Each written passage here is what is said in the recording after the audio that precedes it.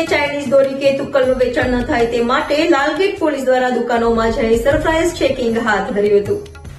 ઉત્તરાયણ પર્વને હવે ગણતરીના દિવસો બાકી છે ત્યારે પતંગ બજારો પણ પતંગ દોરાઓથી ધમધમી રહ્યા છે તો પ્રતિબંધિત ચાઇનીઝ દોરી કે તુક્કલનું પણ છુપી રીતે વેચાણ તો નથી થઈ રહ્યું ને તેને લઈને લાલગેટ પોલીસ દ્વારા પતંગ દોરાના વેપારીઓને ત્યાં સરપ્રાઇઝ ચેકિંગ હાથ ધરવામાં આવ્યું હતું। પોલીસ દ્વારા આશરે 40થી વધુ નાની મોટી દુકાનોમાં ચેકિંગ કરવામાં આવ્યું હતું। તે સાથે પોલીસ દ્વારા વેપારીઓને સાવચેત પણ કરવામાં આવ્યા હતા। આવનારા દિવસોમાં પણ ચેકિંગ દરમિયાન પ્રતિબંધિત ચાઇનીઝ દોરી કે તુક્કલ મળી આવશે તો તે પતંગ દોરીના વેપારી વિરુદ્ધ કડક કાર્યવાહી કરવામાં આવશે તેમ જણાવ્યું હતું।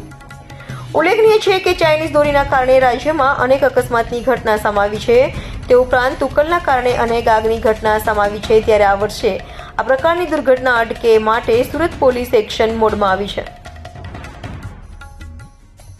સુરત શહેરમાં અહીંયા લાલગેટ પોલીસ સ્ટેશન વિસ્તારમાં ડબગરવાડ કરીને જે માર્કેટ છે ત્યાં વર્ષોથી ઉત્તરાયણ લગત પતંગ દોરી વિતરણના મોટા સ્ટોલ લાગતા હોય છે। બહુ જૂનું માર્કેટ છે।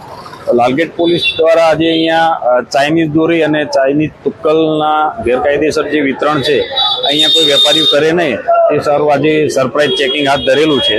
ત્યારે અહીંયા આશરે 40થી 50 પતંગના સ્ટોલ લાગેલા છે અને આ સૌથી જૂનું માર્કેટ હોવાથી હજુ પણ નવા સ્ટોલ અહીંયા થશે અને કોઈ પણ વેપારી આ પ્રતિબંધિત જે દોરી અને તુક્કલ છે વિતરણ ના કરે તે સારું આજે આ ચેકિંગ હાથ ધરવામાં આવેલું હતું। અત્યારે જે ઉત્તરાયણના 15 થી 100 દિવસ બાકી છે તો એડવાન્સમાં ચેકિંગની કામગીરી એટલા માટે કરવામાં આવી કોઈ તહેવાર પહેલા વિતરણ ના કરી દે અથવા તો આવા પ્રકારના કોઈ ગેરકાયદેસર સ્ટોક કરેલા હોય તો એ શોધી અને કાયદેસરની કાર્યવાહી કરી શકે।